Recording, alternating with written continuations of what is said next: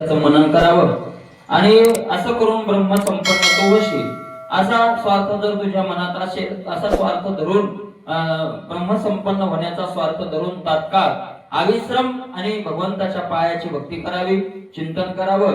असं जर तू म्हणशील की कदाचित देवा याच्यात जर विघ्न वळवलं, विघ्न आलं म्हणजे नाही, कोणत्या ना कोणत्या प्रकारचं जर विघ्न आलं तर त्याला काय करावं, तर विघ्न येणार नाही याच्याकरता दांभिकपणा टाकून, दांभिकपणा टाकायचा असेल तर लौकिक टाकावा लागेल, आणि लौकिक टाकायचा असेल तर फळाचे काय टाकावं लागेल, फळाविषय टाकावी लागेल.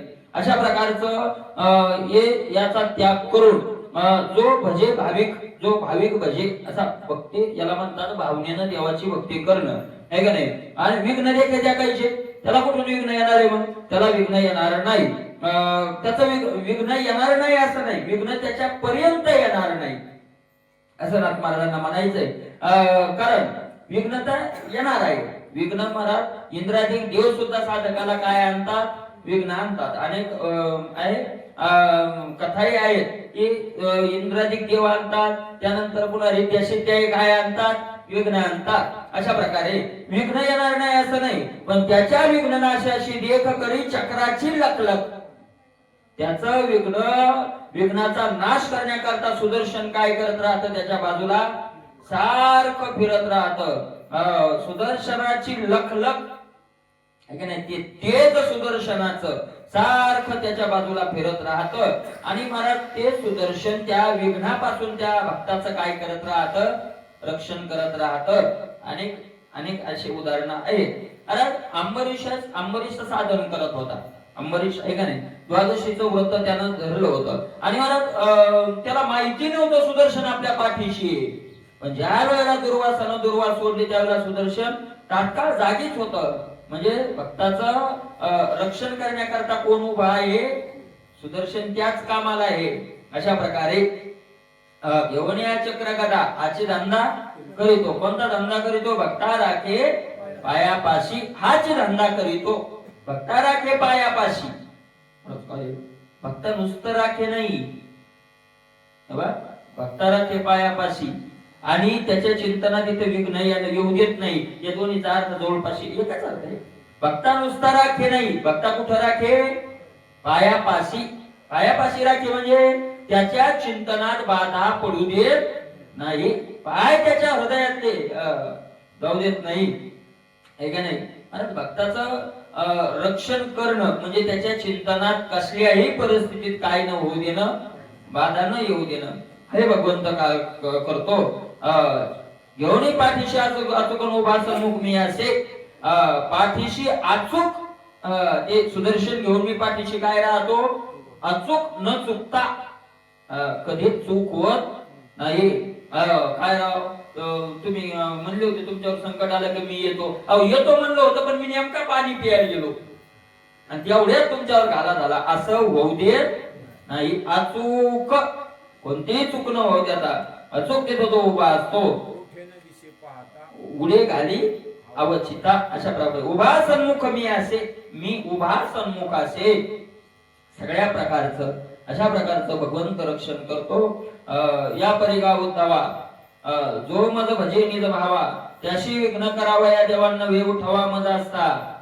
काय अरे देवाच्या नावावर, देवाच्या नावावर कुठेही जा, भारतातच नाही भारताच्या बाहेर जा, आणि देवाच्या बाहेर निघताना जर आपण भगवंतावर विश्वास ठेवून पाऊल टाकला, आपल्या दरवाजातून बाहेर पाऊल पडला की कोणाच्या राहत तिथून पुढचं मग तो पाहून येईल. मग त्याच्या नावावर निघालो तर दरवाजातून बाहेर पाऊल टाकला, तिथून पुढची व्यवस्था कोणाला लावायची, मग त्यानंच लावायची, त्यानंच व्यवस्था लावायची तिथून पुढची. मग आपल्याकडे त्याच्या नावावर निघाल्यावर व्यवस्था तो लावणारच आहे ना, लावणारच आहे का नाही, लावणारच आहे ना. अशा प्रकारचं आहे. यश बारकेला जाताना मनात विचार आला ना, एखाद्या सामान्य गावातला श्रीमंत माणूस आहे किंवा एखादा सत्ताधारी आहे का नाही महाराज, तर त्याचा पाहुणा यायचा असेल तर तो निघाला आणि महाराज तो आता लोणारला अटकला, मेहकरला अटकला, तळणीला अटकला, तर त्याची व्यवस्था कोण करतं,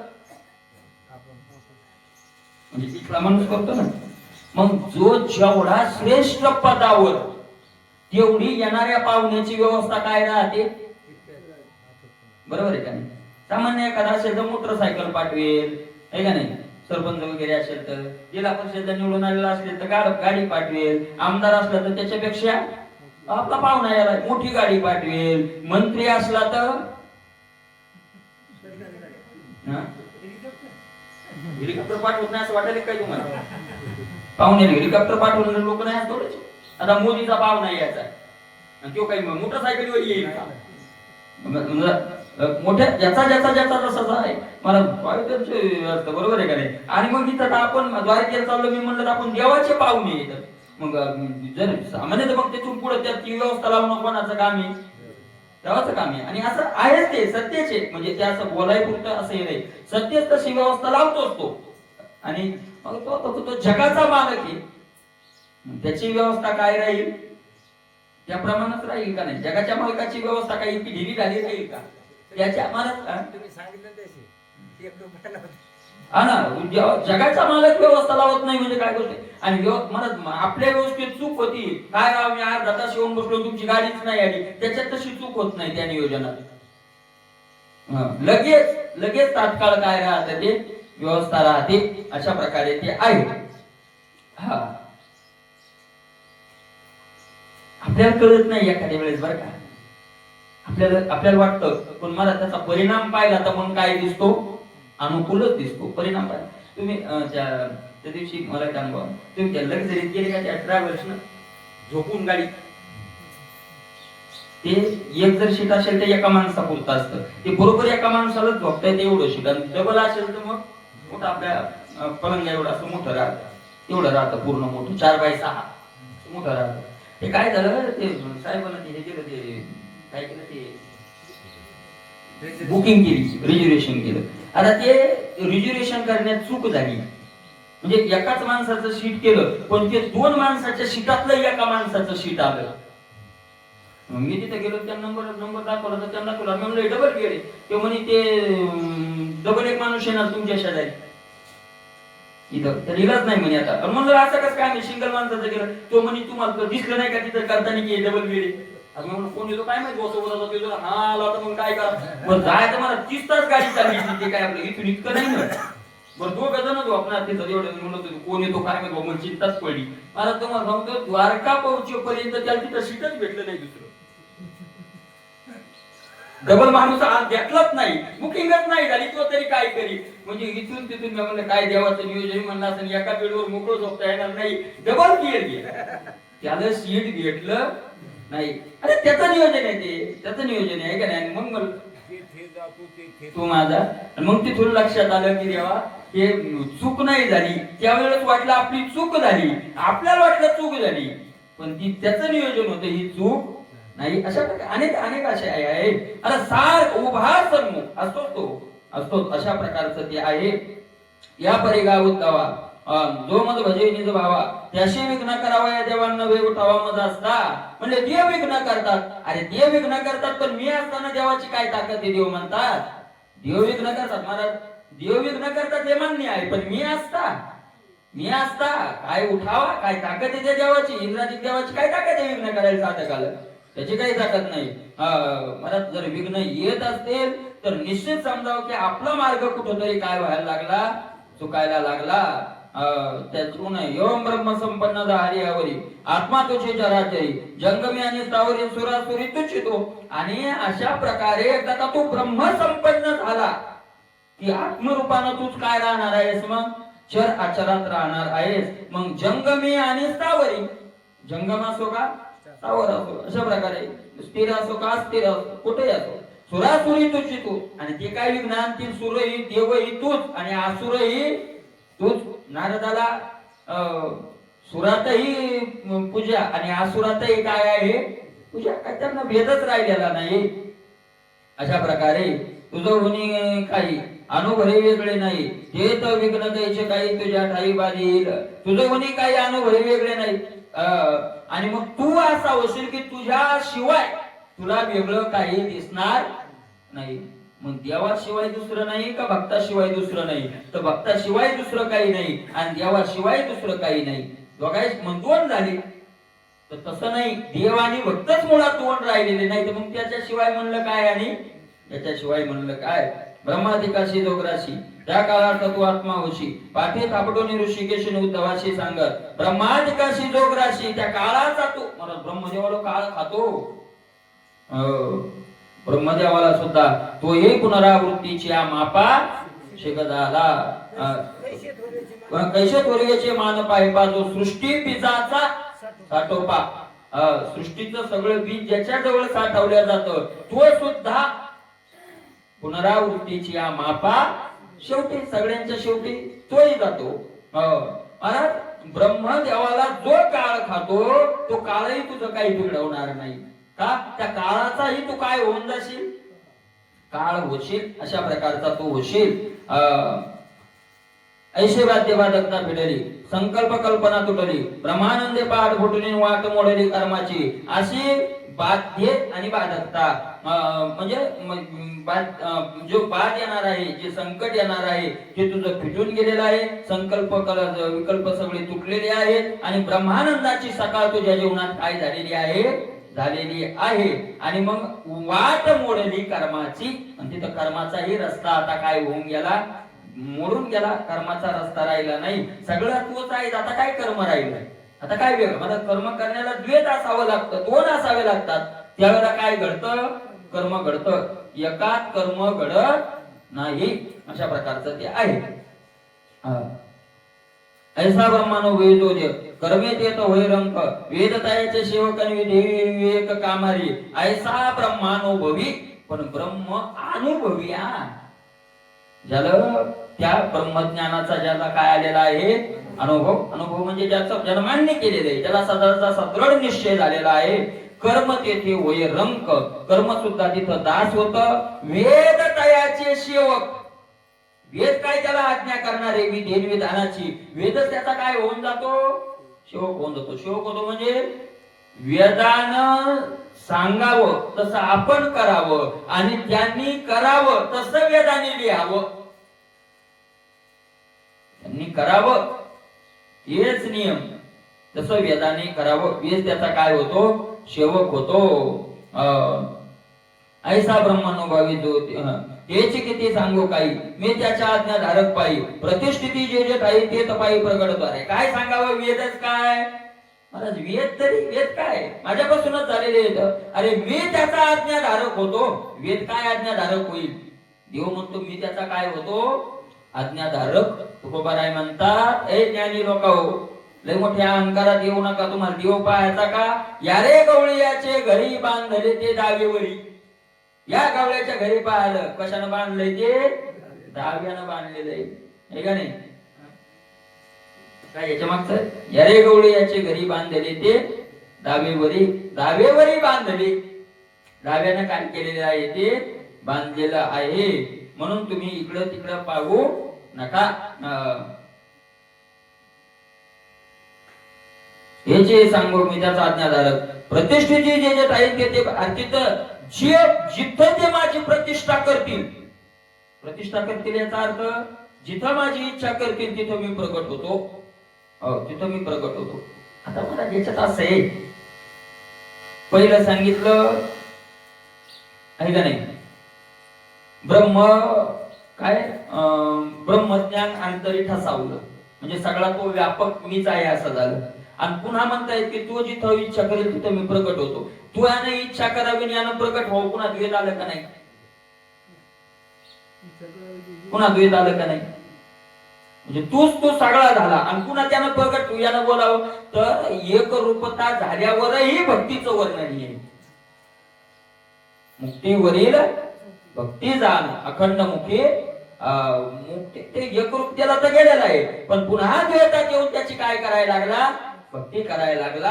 आणि म्हणून मग आता तो जिथं येईल तिथं मी काय होतो, हे प्रगट होतो. अशा प्रकारे याची तुकोबारायला यायला तयार नव्हते. तुकोबारायचा आता तुम्ही चरित्र, तुकोबारायला यायला तयार नव्हते या लोकांना. तेव्हा सांगितलं तुम्हाला जावं लागेल. त्यांनी सांगितलं मी जातो, पण हे नाही, त्यांनी सांगितलं तुम्ही ज्या वेळेला जी इच्छा कराल ती तशी मी पूर्ण करेल, तिथं मी प्रगट होईल. आणि तुम्ही ज्या दिवशी म्हणाल की बस आता मला राहायचं नाही, त्या दिवशी मी काय करेल, तुम्हाला घेऊन येईल, म्हणून तुम्हाला कुठलंही संकट पडणार नाही. अशा प्रकारे भगवंतानं वचन दिलं तुकोबारायला. जिथं गेला तिथं तो भगवंत प्रगट होतो. मनुष्य देव ज्याचा आज्ञा दारू, कर्म त्याचे होय करू, तरी ज्ञाते यथेष्टाचारून विषय साचारू विचरती. मनुष्य देव ज्याचा, तू असा पुन्हा संशय घेशील की देव ज्याचा आज्ञा दारू, देव ज्याचा काय आहे, आज्ञाधारक आहे. मला देव ज्याचा आज्ञा, कर्म त्याचे होय करू, कर्म त्याचा दास झालेले असा जो महात्मा आहे, तरी ज्ञाते म्हणजे असे ज्ञानी महात्मे पोट भरून विषयात विचरण करतात.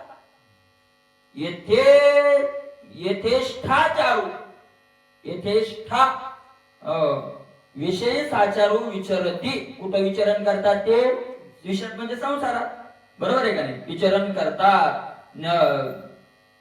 ज्ञात्याशी स्वेच्छा विषयाचरण असं म्हणशील तर असं घडत नाही.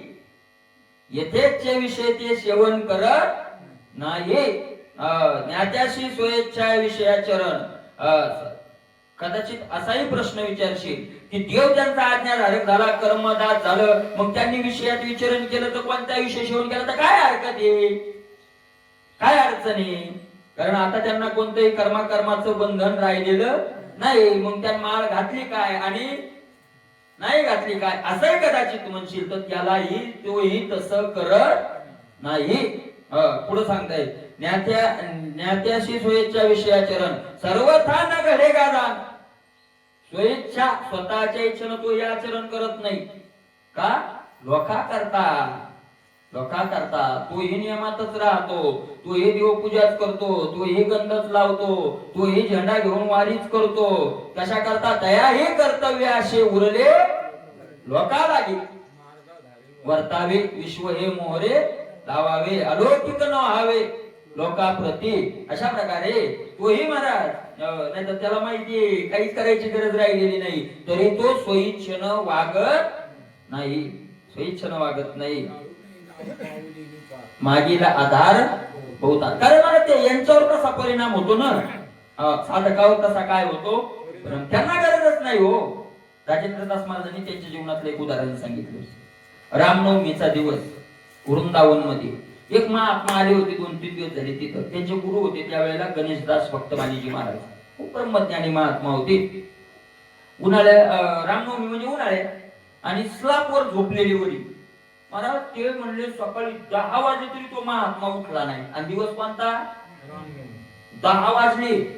म्हणजे मला राग आला, आता 10 वाजले, 12 जन्म करायचा, अरे रामनवमीच्या दिवशी राजभर झोपायला नव्हतं. असं मनात साधक होते, मनात आलं.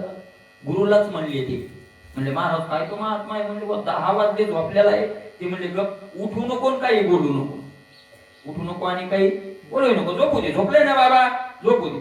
मग उठले ते 11 वाजता उठले, खाली आले. गणेशदासजी महाराज भक्तमाली महाराजांनी विचारलं, क्या बाबाजी कहा घूम आए, म्हणजे कुठं गेले ते फिरायला. ते म्हणले अयोध्या. कुठं, अयोध्या. म्हणले बाकी अयोध्येत सगळं उत्सव कसा चालू आहे, म्हणजे आनंदात. तेव्हा मंदिर झालेलं नव्हतं, आनंदात उत्सव. आता त्यांच्या जीवनातली घटना घडलेली, आनंदात उत्सव झाला, सगळं चांगलं आहे. पण आपल्या वृंदावनातली एक म्हातारी बुडाली, मेली तिथं पाण्यात. सकाळी 4 वाजता पाण्यात बुडून काय झाली, मेली. अरे हे म्हणजे वाईट झालं. आता राजेंद्र दास महाराज म्हणजे मी ऐकलं, मला वाटलं या बाबाला स्वप्न पडलं असेल, ज्यांना काय पडलं चिंतन केलं असेल, स्वप्न पडलं असेल. गेले म्हणले, ते त्यांचं झालं, ते त्यांच्या कामाला, हे यांच्या कामाला उत्सव झाला. आणि त्यावेळेस फोन नव्हते, काय नाही. 3-4 दिवसानं म्हणले मी वृंदावनात फिरायला गेलो तर तिथं गोंधळ सुरू दिसला. कशाचा तर म्हणले आपल्या इथली म्हातारी गेली रामनवमीच्या दिवशी सकाळी 4 वाजता आंघोळ करताना मेली. मग म्हणली मात्र माझ्या अंगाचा थरकाप उडाला. धावत आलून म्हणजे ती महात्मा गेली होती निघून, गुरुचे पाय धरले महाराज. असं ते म्हणले वेडा आहे का तो बाबा, 10 वाजेवर झोपायला. अरे तो रात्री 2 वाजता अयोध्येला गेला ती टाकून. आणि सगळा उत्सव कुठे गेला, राम जन्माच्या दिवसा अयोध्येत केला. सकाळी स्नान केलं, 4 तिथले सगळी दर्शना प्रदक्षिणा सगळं करून बाबा मग ती हाताला 11 वाजता. काय कळत आहे आपल्याला, अमृतान झाली स्वेच्छाची विधी. स्वेच्छा हीच त्याचा काय आहे विधी. काय करणार आहे महाराज आपल्याला, तरी ते करतात ना विधी. का करतात, आपल्या करतात. हे साधू महाराज अर्भकाचे साठी पण ते हाती धरली पाठी, तैसे संत जगी क्रिया करुणी दाविती अंगी. क्रिया करुणी अंगे दाविती, अंगे क्रिया करुणी दाविती. ज्ञानोबरायांनी क्रिया करून दाखवली लग्न न झालेल्या करता. तुकोबरायांनी क्रिया करून दाखवली 2 बायका असलेल्या करता. नाथ महाराजांनी क्रिया करून दाखवली 2 बायको एक आणि श्रीमंती असल्यासारख्या. श्रीमंत आहे, बायको आहे, नाथ महाराजाकडे पाय. गरीबी हे 2 बायका आहेत. तुकोबरायाकडे पाय आणि बायकोच केली नाही, कोणाकडे पाय, ज्ञानोबरायाकडे पाय. ज्ञानोबरायाकडे पाय. क्रिया करुणी दाविती अंगी. अशा प्रकारची ती क्रिया करून दाखवतात. स्वेच्छेनं तेही वागत नाही, ते स्वेच्छेनं वागत नाही. तुला काकडा म्हणायचा आहे का, काकडा म्हणायचा आहे का, उद्धव बाबाकडे पाय. मी येत नाही असं म्हणू नको.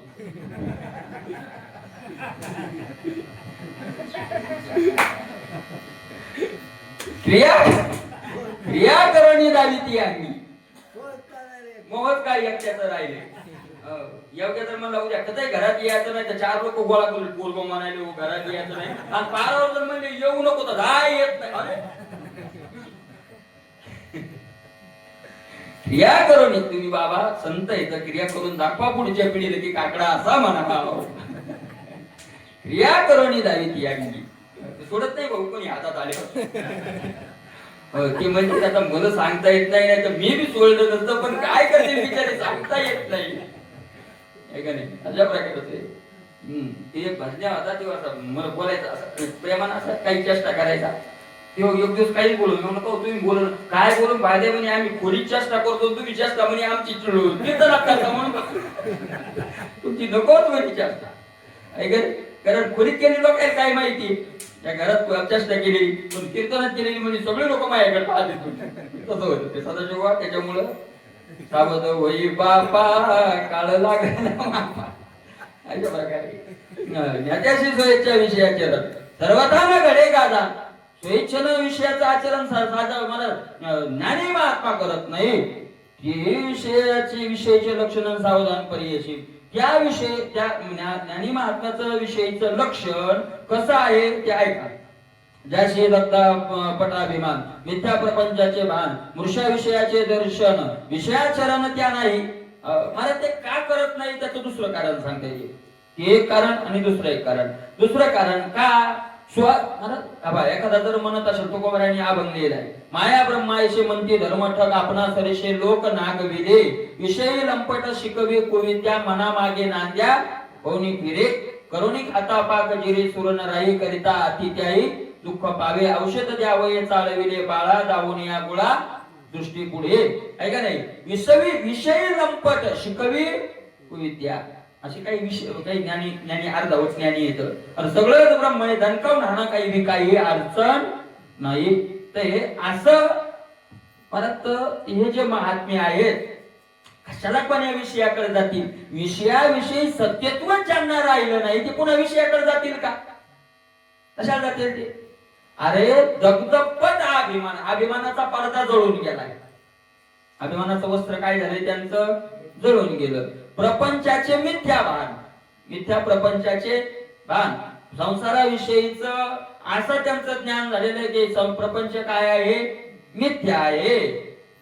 मृषा विषयाचे दर्शन आहे का नाही. विषयाचे दर्शन ज्यांच्या करता महाराज काय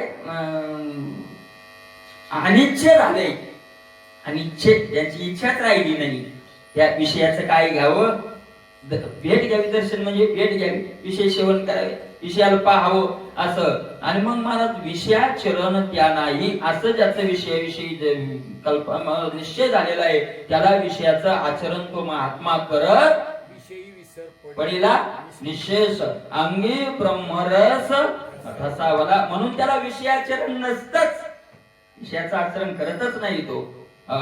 दयाशी प्रपंचाची आवडी विषयाची अति गोडी यथेष्ठाचरणाची ओढी पडे सांकडी तयाशी. विषयाचं सेवन कोणाला करावं वाटतं? जयाची प्रपंचाची आवडी. त्याला आवड कशाची आहे? प्रपंचाची. प्रपंचाची. विषयाची अति गोडी. नुसती गोडी नाही, अति गोडी.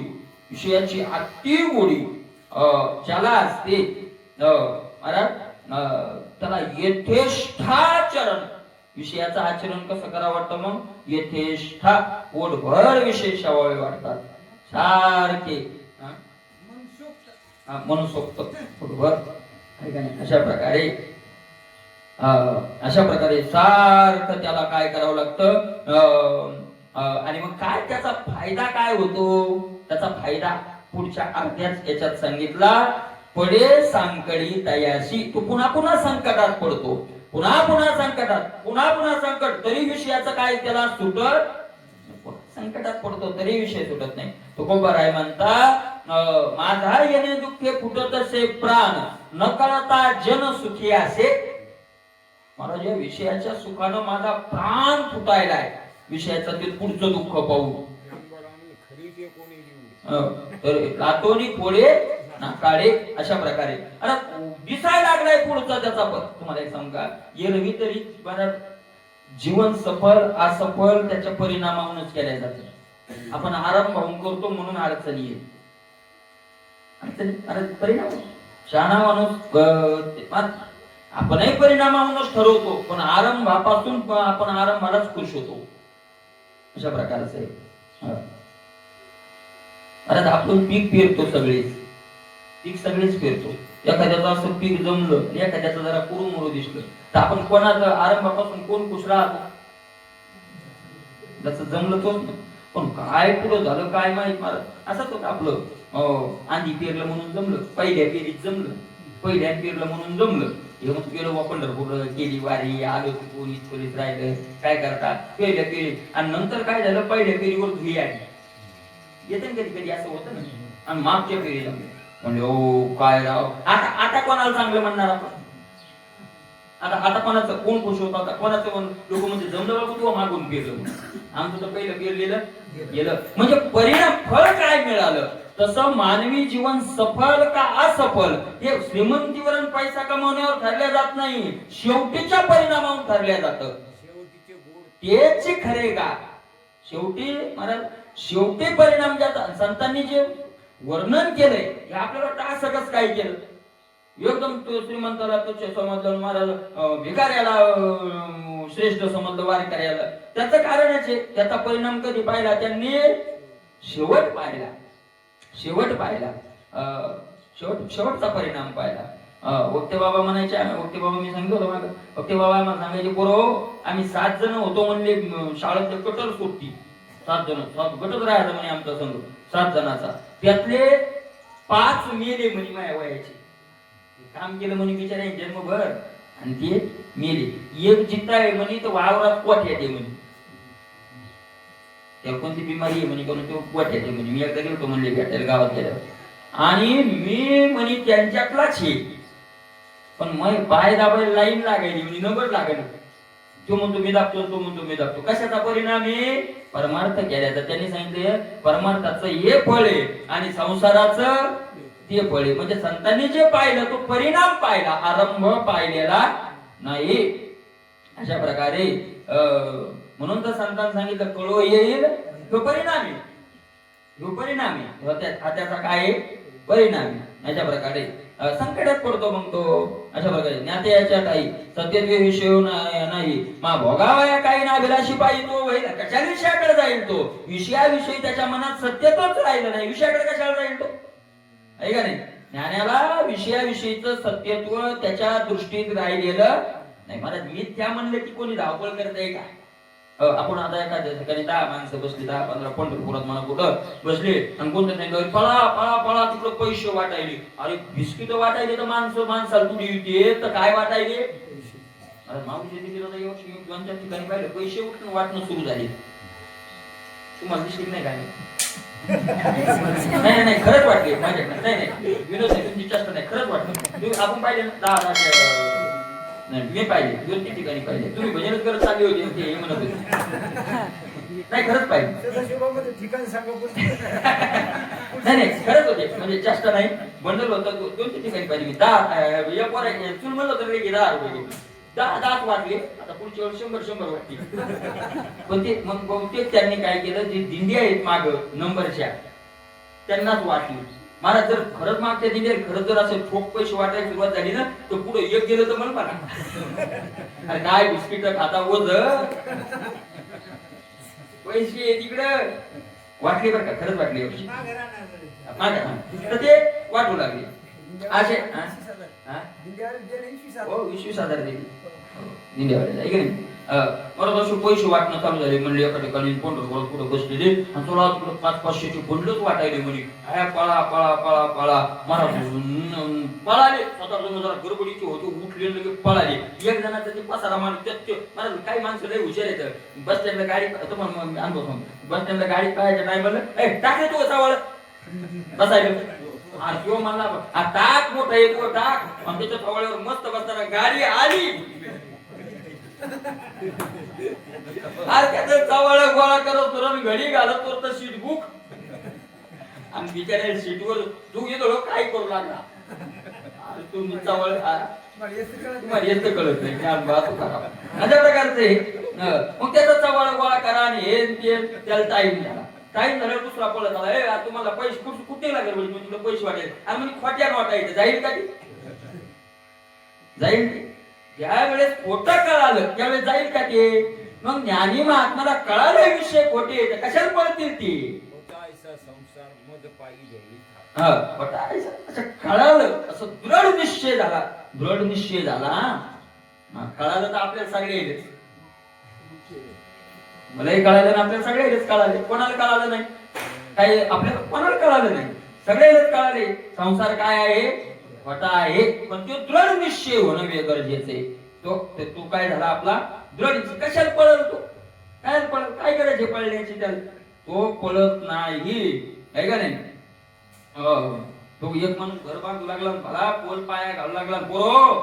तुम्हाला सांगतो आपले संत पूर्वज महाराज ऋषी होते म्हणून स्वयं आपले पूर्वज ऋषी होते म्हणून घर बांधताना माणसं काय म्हणतात कोल पाया घाला. कारण ते घर काय आहे किती जन्मी म्हणतात कसं काम आहे एक जन्मी कसं म्हणतात एक जन्मी. त्याच्यातच सगळा ग्रंथ आले. वेद आला शास्त्र आले पुराण आले गाथा आला ज्ञानेश्वरी आली भागवत आलं. सगळं एक जन्मी या शब्दात सगळा सिद्धांत आला. कारण एकच जन्मी आहे ना ते पुढच्या जन्मात उपयोगी येणार आहे का येणार आहे उपयोगी. म्हणून आपल्याच शब्दाने आपण म्हणतो की ते काय आहे एक जन्मी. इथं सिद्धांत समजायचा एक जन्मी पुढच्या जन्मी नाही. झालं ब्रह्मज्ञान झालं ब्रह्मज्ञान. याच्याशिवाय दुसरं ब्रह्मज्ञान आहे कोणतं हे इथलं हे एक जन्मी सगळ्या ठिकाणी लावायचं. मग हे जिथलं जे सगळं हे काय आहे एक जन्मी. देह सुद्धा काय आहे एक जन्मी. या जन्मात आहे ना तो याच आता हे पडलं संपलं. पुन्हा हा देह सुद्धा आपल्या बरोबर येणारा नाही. झालं सत्यत्व विषय नाही. विषयाच्या ठिकाणी सत्यत्व नाही. मग भोगावया काय अभिलाषी पाहिजे तो होईल. आणि मग ज्याच्या ठिकाणी सत्यत्वच राहिलं नाही तो भोगायची इच्छा करेल का त्याची कशाला इच्छा करेल. जिथं सत्यत्व राहत नाही तिथं इच्छा राहत नाही. आता ज्ञाते याचे कर्म ऐक सांगतो त्याचे कर्म नातळता म्हणून धर्म क्रिया कर्म आचरती. आता ज्ञानी महात्मे मला ज्ञानी महात्मा कर्मात राहून सुद्धा कर्मात कसा राहतो त्यातलं वर्म काय त्याच्यात संसारात राहून सुद्धा कसा राहतो याचं वर्म तुला सांगतो. ज्ञानी महात्मा या विषयात राहून सुद्धा त्याच्या मनाला ते स्पर्श कसे करत नाहीत अशा प्रकारचं जे वर्म आहे ते वर्म नातळता मनोधर्म न आतळता क्रिया कर्म आचरती. क्रिया आचरती क्रिया तर करतात पण मनाला लागू देत नाही. तशा प्रकारे गुणदोषातीत ज्ञाता तो निषेधीन वर्ते सर्वथा न व्यालेपणे चित्तांना हे तत्वता अशी गुणदोषातीत ज्ञाता जो ज्ञानी आहे जो ज्ञानी महात्मा आहे, जो गुण दोषातीत झालेला आहे, यातले गुण आणि दोष ज्याला नाही, पुण्य पाप लागत त्या ठीक आहे नाही, ब्रह्म काय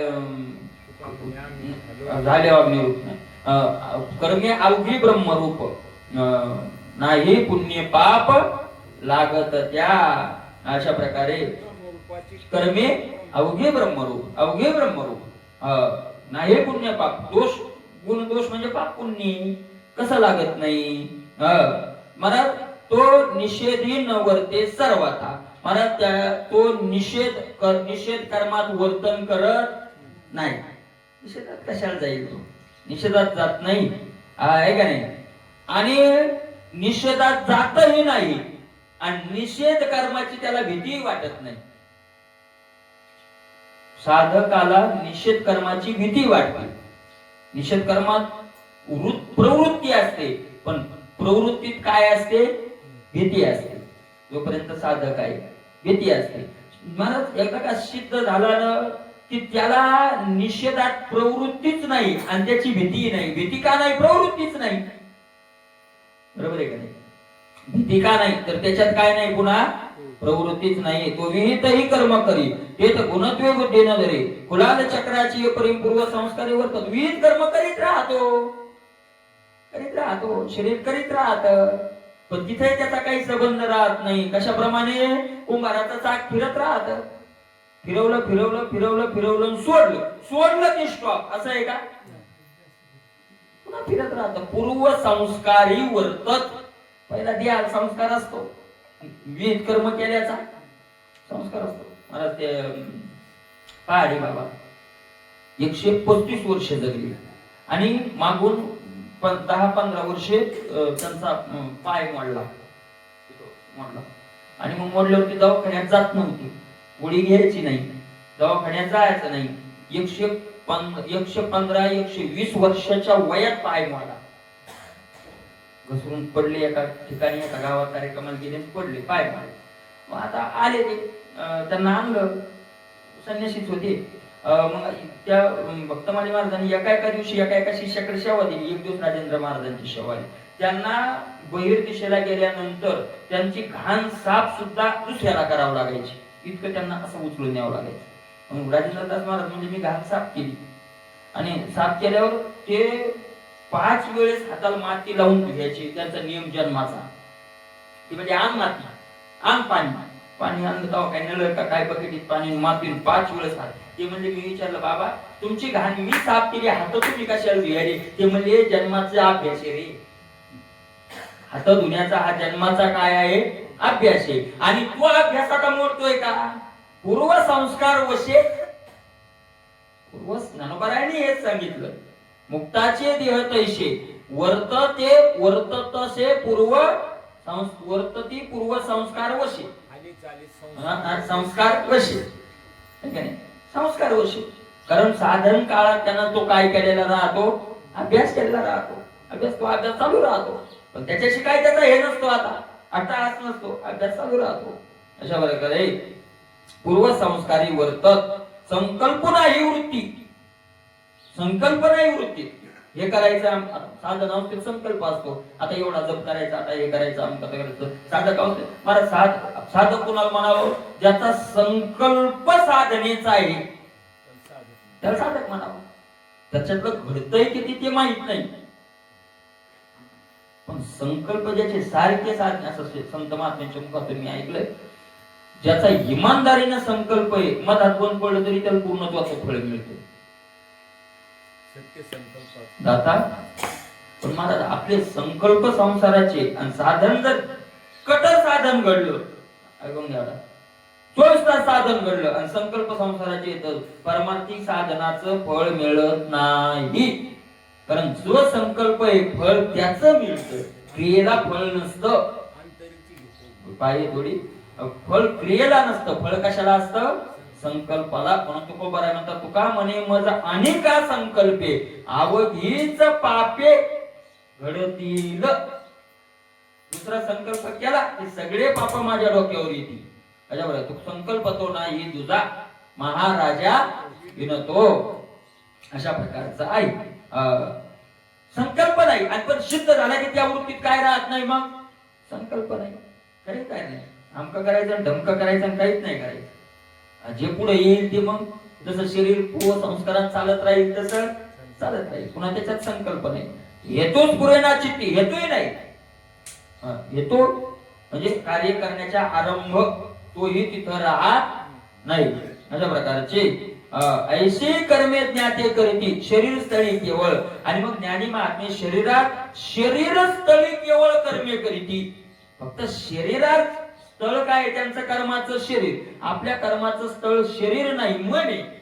आवडे ते वृत्ती किरीटी आधी म्हणून अगोदर मनात येतं का अगोदर आपण क्रियेला लागतो? मनात येतं, मनात येतं अगोदर, आहे का नाही? मनात येतं. मनात कधी कधी तर 6-6 महिने मनात वळतं आणि मग क्रिया करते. कधी कधी तर 12-12 महिने मनात वळतं. सदाशिव सारखं खालचा ढेऱ्यात या वर्षी धोका बसला, पुढच्या वर्षी वीज जे चिवडत चालतं तेच बी 12 महिने बोलतो विचार आणि मग त्याच्यानंतर काय येते? क्रिया. तर ज्ञात्याचं तसं नाही. आलं पुढं चला चला, मनातून संकल्प कोणताच नाही. ते सत्कर्म सिद्धी गेले, त्याने भुगे नाम्या केले आणि मग संकल्पच नाही. त्यांच्याकडून सत्कर्म आरंभ केला, कडेला गेलं, फुगत नाही. माझ्यामुळे झालं, माझ्यामुळे झालं, मी केलं असं नाही. आठवा माझारी विकल पडिले त्याने तगमगिले पण नाही. किंवा एखादं कार्य मधातच काय पडलं, बंद पडलं, त्याची तगमग नाही. ही मिया केली की माझी सिद्धी गेली. ऐशे तिने नाही ठेविले वासने माझी. ऐका समयाशी साधन. ऐका नाही, मला एक लक्षात घ्या. साधकाला उपदेश गीतेत मध्ये भगवंतानं हाच केलाय आणि सिद्धाचे लक्षण सांगत असताना हेच सांगितले. साधकाला उपदेश करताना काय म्हटलं भगवंतानी? काय म्हटलं भगवंतानी साधकाला उपदेश करताना? आचरता सिद्धी गेले कादाची काय आले परी ठेले आई सगुण जा आले जे जे संता संत कर्मी हे जे परी श्रेष्ठ पर मनोधर्मी त्याची उत्तमी प्रशंसी जे. आणि सिद्धाला काय सांगितलं? सिद्धाचं काय सांगितलं? मला साधकाला सांगितलं सुख दुःखे समे कृत्वा लाभा लाभो जया जय ततो विद्याय जसो नैवम पाप मवापशेषी सुखे संतोषाना येवे दुःख विषादाना बजावे लाभा लाभून धरावे मना माझी. येत विजय पण होईल का सर्वथा दिव जाईल या आधीची काही पुढील चिंता वेना. आहे का नाही? आपण या उचिता स्वधर्मे राहता जे पावे ते निवांता सावली जावे. ऐशिया म्हणे व्हावे तो दोषून घडे स्वभावे म्हणून आता झुंजावे निवृत्तत्वा. हे साधकाला वर्णन. आणि सिद्धाचं सांगत असताना काय सांगितलं? दुःखेशु दुग्न मना सुखेशु विगत स्पृहा वितराग भय क्रोध स्थित धीर मुनी नाना दुःखे प्राप्ती जायची उद्योग नाही चित्ती सुखाची आरती अडपे जना. भारता जायच्या काही काम क्रोध सहजे आणि भयाते नेणे काही ऐशी अनवचिन्ह समता भूतमात्री सदयता आणि पालटून ही चित्ता कवनी वेळे. अशा प्रकारे सिद्धाचा आणि साधकाचं दोघांचंही वर्णन आहे. साधकाला उपदेश आहे, सिद्धाचं वर्णन आहे. अशा प्रकारे अरे साधक सिद्ध महात्मा एखादं कार्य कडीला गेलं नाही गेलं कारण संकल्पच कडीला नेण्याचा केलेला नाही ना. मला दुःख त्याला होतं ज्यानं काय केलेलं आहे? संकल्प केला. झालं नाही झालं. असे महात्मे आहेत महाराज, असे महात्मे आजही शेती करतात. महात्मे आहेत, शेती करतात बिचारे. झालं तेवढं खाऊ तुम्हाला कमीच झालं. मला मी ऐकलं का महात्म्याच्या मुखात खाऊ आमचा पीक कमीच झालं. आणि ते म्हणजे जरा कमी खाऊ सांग, जरा तेल गिल आणायचं जास्त तर कमी आणू, जास्त झालं जरा वारकरी जेवू घालू. सांडूनी दुधाची टक्करी गोवारी गाव देणू. कारण संकल्पच नाही कोणता. मला एक आहे का कमी पीक झालं तर त्याला दुःख आहे की ज्याला ते काढून घर बांधायचंय, काहीतरी घ्यायचंय, काहीतरी करायचंय. बरोबर आहे का नाही? जास्त झालं तर मग पुन्हा तर जास्त दुःख आहे. आता याचं काय करा? अशा प्रकारे त्या महात्मा काय खायापुरतं इच्छा ज्याची खायापुरती आहे का मला त्याला दुःखत नाही संसारात. त्याला आनंदुर्याची फक्त इच्छा कशापुरती? खायापुरती. बस 12 महिने पुरलं पुन्हा 12 महिने येणारच आहे ना. अहो सकाळची पंगत झाली सप्त्याची, संध्याकाळी पुन्हा पंगत, पुन्हा हरभर येते सदाशिव. मी कुटुंब समाये वैबिन पुकारा होणं साधू का काय आनंद नाही तर काय संसार.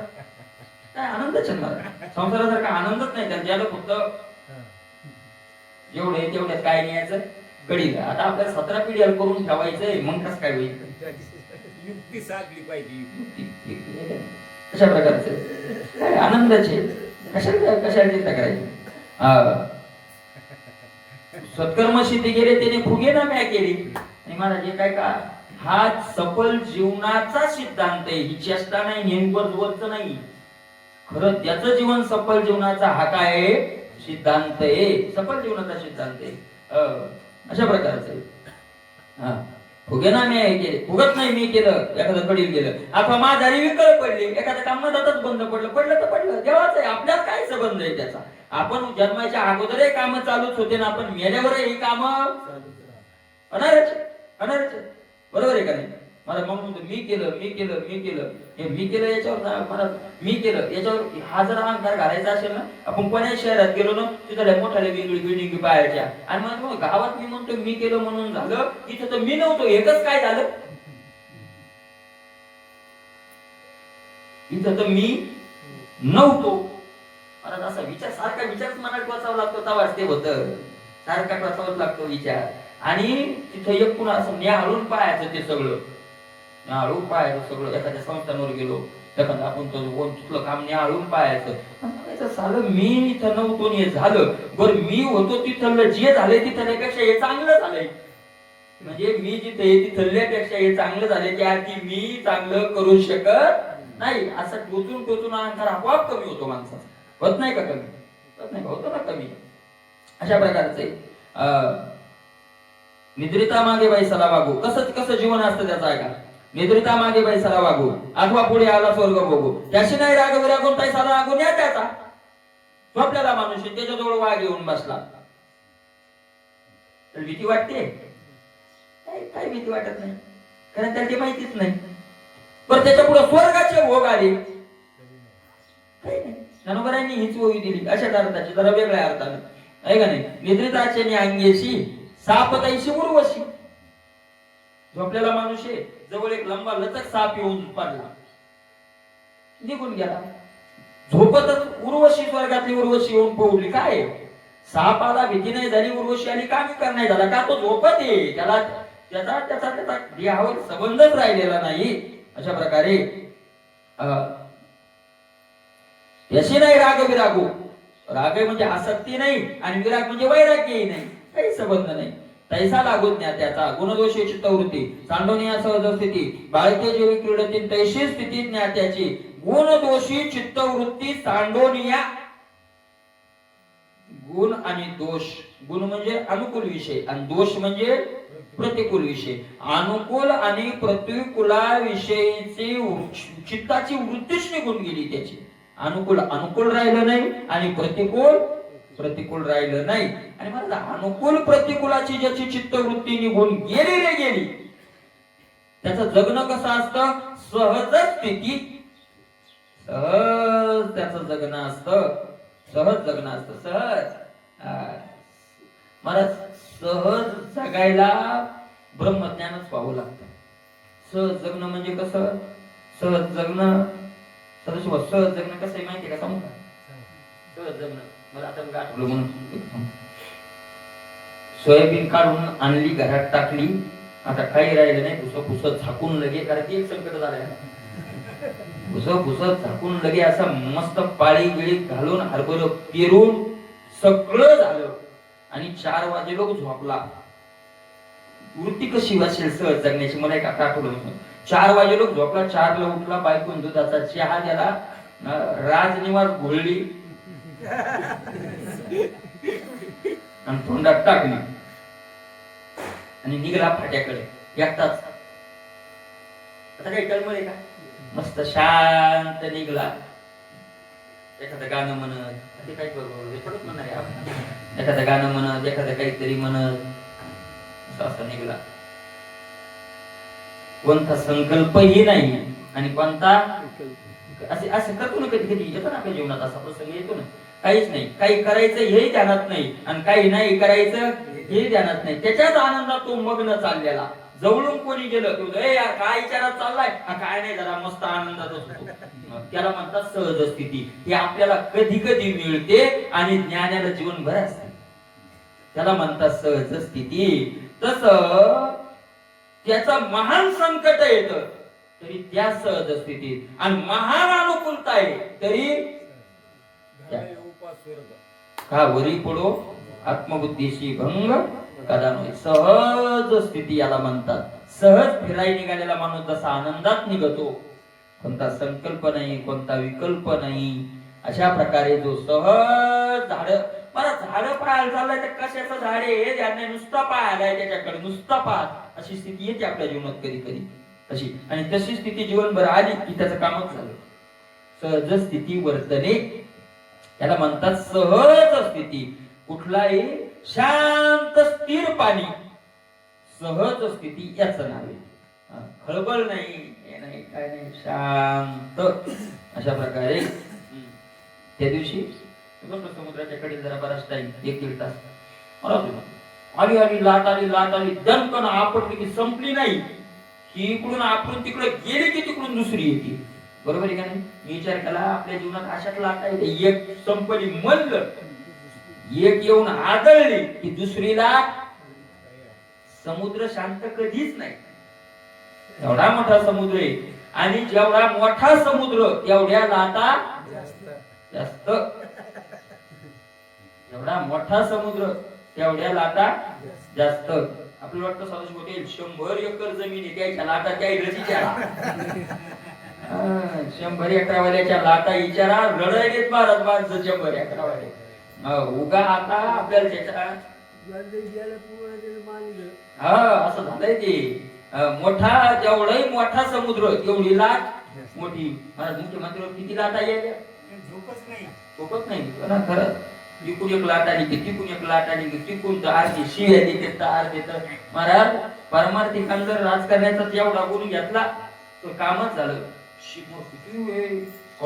चॅनलमध्ये जाऊन सांगते पुन्हा तुम्हाला त्यांनी असं असं म्हणजे शिव्या दिल्या, तो त्यांच्या मनाचा मोठेपणा आहे म्हणतात. तुम्ही गुंता काय म्हणतो मोठेपणा आहे राजकारणी म्हणत, तो सक्सेस राजकारणीच नाही. दाखवतो त्याला म्हणला काय एखादा चॅनलवर दाखवला असं मागे ते सोडून द्या, पण म्हणला काय चॅनलवर जीवन आहे महाराज, आणि तरी तिथं बसावं वाटतच. मला त्याच्याविषयी काही बोलायचं नाही. किती मोठा गुण आहे हा, किती मोठा गुण आहे हा गुण महाराज, किती मोठा गुण आहे. तो गुण नाही, तो त्याचा पतलटपणा आहे. पण आपण गुण म्हणून जर घेतला तर तो गुणच होईल का नाही? गुणच होईल का नाही? एवढे लोक शिवाय दिल्यावर त्यांना झोप लागती, कमाल आहे. सोपी गोष्ट आहे का? आपल्याला तर एक महाराज कोणी त्याची बायको त्यामध्ये उडावतो दाबत तिकडे बाहेर, ती बाहेर येऊन आपल्याला काहीतरी म्हणून आपल्याला रातभर झोप येत नाही. काहून म्हणला असं, काहून म्हणला, अरे बाबा किती अवघड आहे मला, किती अवघड आहे. पण त्याच्यापेक्षा पंतप्रधानाच्या लाटा लहान आहेत का मोठे? कारण त्या भारताच्या लाटा जाऊन आढळतात, याला तरी महाराष्ट्राच्याच आढळतात. म्हणजे जेवढा मोठा व्यक्ती तेवढ्या लाटा जास्त. आता ना अशा प्रकारचा आहे नाही का नाही? सहज स्थितीत ते महात्मा सहज स्थितीत वागतात. कोणती लाट नाही, कोणता खळबळ नाही, कोणतं काय नाही, चित्ताची स्थिरता आहे का नाही? अशा प्रकारे आम्ही राहो त्याचे इच्छे अशा प्रकारे आहे. ज्ञानोबारायांनी महाराज अशा प्रकारे सगळ्या संतांनी असे दृष्टांत दिले. तेच गुरुवाक्य अनुवृत्ती देह प्रारब्धाचे निमिळे स्वभावे सर्व कर्म चळे, तेच अज्ञानाचे निबळे अभिमानू खवळे मी करता. महाराज खरं असं आहे, प्रारब्धाचे निमिळे देह चळे. देह चालतो तो कशाच्या आधारावर? प्रारब्धाचे देहाची देहा लावी संग प्रारब्धाचा. म्हणून आम्ही विष्णुदासे देव घ्यावा चित्ते होणार ते होते. प्रारब्ध जिकडं न्यायचं ओढून ताणून तिकडं देतं बाहेर, ओढून ताणून येतं, त्याच्यात काही नाही. स्वभावे कर्मी चढे. चला तसं प्रारब्ध असेल तसा देह चलायमान झाला. स्वभाव प्रारब्ध असेल तसा स्वभाव बनतो, तसं चालत राहतो तो. दरी पांडुरंग देहा लावी संग प्रारब्धाचा. अशा प्रकारे ते आणि मग मला प्रारब्धानं देह स्वभाव काम करायला लागला, पण आपल्याला अज्ञान असल्यामुळे मी केलं म्हणतो. वास्तविक पाहता आपला तिथं काही संबंध नाही, अशा प्रकारचं आहे. हे तो गुरुवाक्य. मग काय करतो तो, कसा अंतरंग कसा असतो, ते तो गुरुवाक्य अनुवृत्ती. अभ्यासनीयता निगुती अज्ञाने सहित निरशितीने अभिमान स्थितीने जगोदे. गुरुवाक्य अनुवृत्ती सारखी वृत्ती कुठं राहते, गुरुवाक्य. गुरुवाक्य ज्ञानेश्वरीची ओवी गुरुवाक्ये, गाथ्याच्या अभंग गुरुवाक्ये, भागवताच्या ओव्या गुरुवाक्ये. सारखी चित्तवृत्ती तिथं राहते, सारखी. माणसं सांगतात की विश्वनाथ बाबा रस्त्यानं चालले तरी त्यांचा असा असा असा हात, ते त्यांचं त्याची क्रिया चालू राहील का. नाथमार्गाचं ओवी याच्यावर काय म्हणते, या विषयावर. भागवत याच्यावर काय म्हणतात, ज्ञानेश्वरीची ओवी असं. बरोबर, असं त्याचं आतलं चिंतन ती असतं याच्यावर. भागवत याच्यावर तसं सारखी अनुवृत्ती कुठं राहते, गुरुवाक्ये. नेने बाह्य रंग आपल्या ठिकाणी राहते, गुरुवाक्याच्या ठिकाणी. अभ्यासुनी, आणि त्याचा काय केलेला आहे त्यानं, निगुती अभ्यास. निगुती अभ्यासुनी, निगुती ही निगुती आहे महाराज. संसारात राहून तिथं वृत्ती ठेवणं ही युक्ती सापडली रे, सापडली की जमलं. अशा प्रकारे अज्ञाने सहित निरशिती. मग अज्ञानाचा काय करतात, नाश करतात, नाश होतो त्याला. सारखी वृत्ती जर महाराज चिंतनात राहिली तर आपोआप अज्ञान काय होतं तिथून मग पळून जात. अशा प्रकारे उजेड व्हाया झाला, अभिमान स्थिती निजबोधे. निजबोधे अभिमान स्थिती निरसती. अभिमानाची स्थिती काय होऊन जाते, मग त्या ज्ञानानं निरसून जाते. शेष प्रारब्धाचे निमिळे निराभिमानी देह चळे, ज्ञाते कर्मे करते सगळे जाणे केवळ शरीरे शेष. आणि मग मला ज्ञानही झालं, पण आता प्रारब्ध झालं तोपर्यंत देह टाकता येत नाही ना, सोडता येत नाही. देह टाकता येतो का, प्रारब्ध जोपर्यंत आहे तोपर्यंत देह राहणार. आणि मग तिथून पुढचं निराभिमानी देह चळे. चला आता निराभिमान याच्यावर बरं. संसारिक माणसं मरण येईन म्हणून जगायले, आणि परमा ज्ञानी महात्मे मरण येईन म्हणूनच जगायले. बघायचं एकच की माणसं म्हणतात ना, आता जगायची इच्छा राहिली का हो, पण आता मरण येईन. आणि ज्ञानी म्हणतात आता जगायची इच्छा नाही पण मरण येईन. फक्त दोघांच्या चित्तवृत्तीतला फरक आहे. तोही मरण येईन म्हणून जगणं, पण ब्रह्मानंदात जगायला, आणि यालाही मरण येईन म्हणून जगणं अरे अरे अरे काट्याच्या फासावरच जगायला आहे. काय काट्याचा फासाचे महाराज ज्ञानोबाराय म्हणतात, नाराचे जे अंथुरणे.